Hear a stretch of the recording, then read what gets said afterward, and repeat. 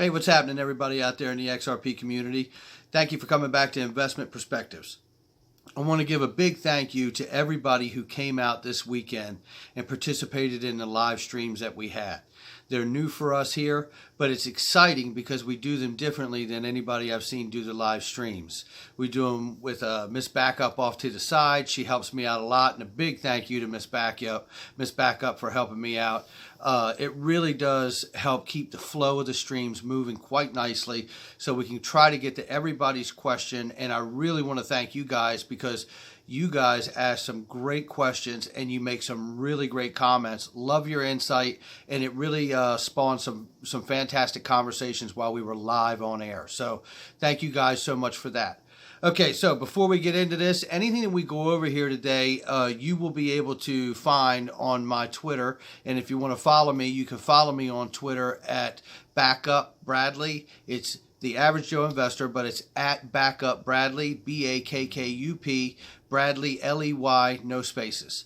Okay, so today I wanted to talk about something that we've talked about before, but I also wanted to touch a little bit on some news, and I don't want to get too deep on that because I want to stay macro with what we're talking about and where we are today. So, all right, so there was a Q4 earnings statement that came out.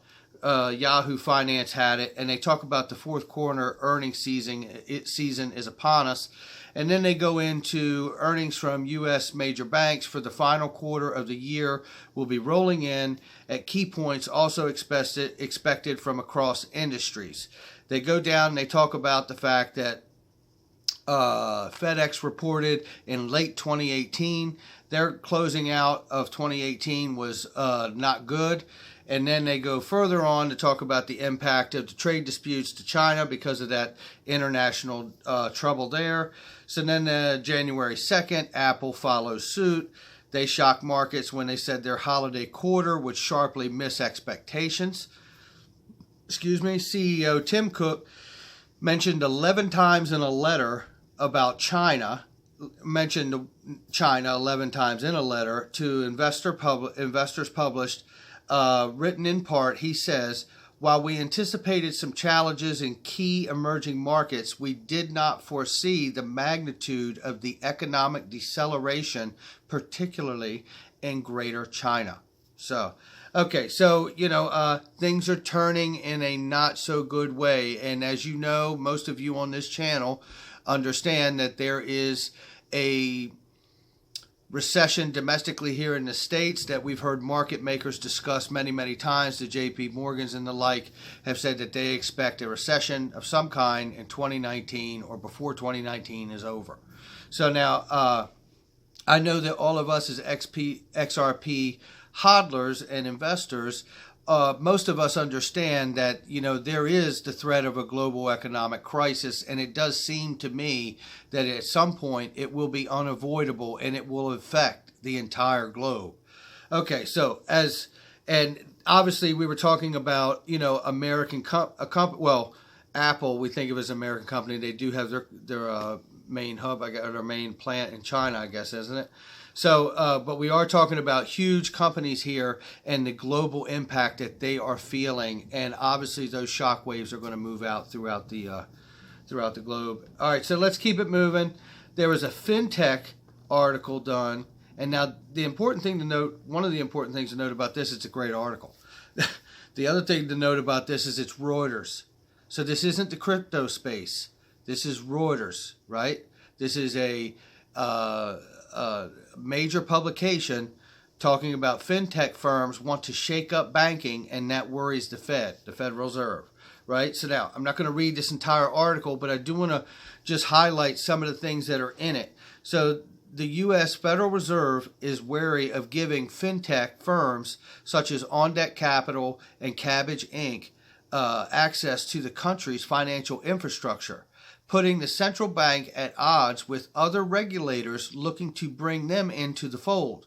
So right there you can see there's a situation between the Fed, fintech firms, and then regulators, right? So, and don't forget the banks, right? And the Fed does represent the banks, right? But nevertheless, don't forget the regular banking system and not just the central bank, the Fed too. So Basically, that's what it does. It goes down through this, and they talk about the Officer of Comptroller of the Currency, which is the OCC, and the Federal Deposit Insurance Corporation, which we know as the FDIC. And I think that's just another window into clarity of what a deep mesh and webbing of regulatory oversight by these different regimes that needs to be sorted out. And there needs, because they have to have cohesion. Now, this is just domestically here in the U.S. I mean, this has to take place in everybody's country, right? Because the world's going to participate, because this is the internet of value. And XRP will be the liquidity and the bridge asset for that. And it won't be the internet of value if it doesn't have XRP, because nothing does what XRP does, period. All right, so now moving down through this, it really does go further to highlight the stress and pain points for different aspects of this. So it talks about how FinTech firms are reluctant to go after the licensure that they need to have access to the Federal Reserve's payment tools or Fed tools to work within their payment system and their settlement services, because they're not sure if they're going to get the same access that the bank's licensure would get, right? Now, you have to think about that. There's a lot of time, a lot of money, a lot of effort going into that without the Fed really speaking on what it is they would get, right, for their time and effort and money. So, all right, so now then you have the other side of the equation where banks are stomping their foot and saying, whoa, whoa, whoa, we've gone through the AML and the KYC certification and all the licensure needed. The time and effort has been spent on our part.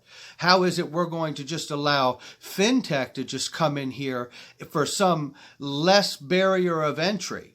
Right? So you can see the pain points that exist from the different perspectives. And then from the Fed's perspective, they're not so sure, and they commissioned all this digital modernization to take place, and they've selected Ripple, and we know that deep down. That's the truth, right? So the reality is they've selected it, but now they're at a place where they're trying to figure out, okay, well, we can't just open the floodgates. We have to figure out a way to satisfy all parties and their needs in the situation.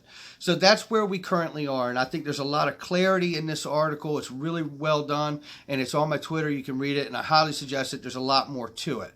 But one more thing that I found very, very important that I wanted to share was in this article, it says, many Fed officials fear these firms, the FinTech firms, lack robust risk management controls and consumer protections that banks have in place. So there's a big discerning difference right there. And we know that is important. It's worth noting, right? It's worth making a point of. And then it goes on to say they probably do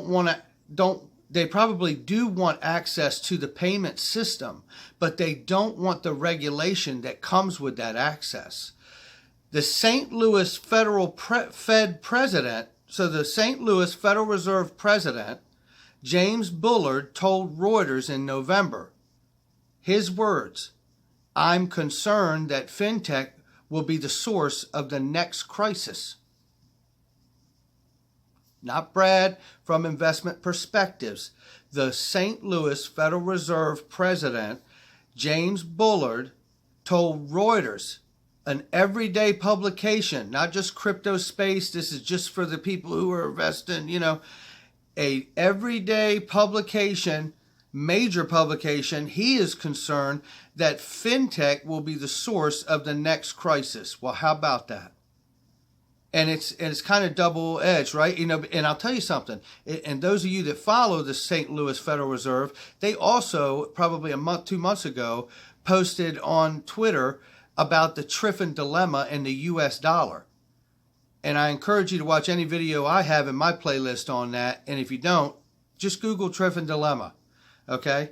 So it's when your local fiat currency also is represented as a global status reserve currency, and the problem that ensues from that, which is speaking about where we currently are as a globe right now.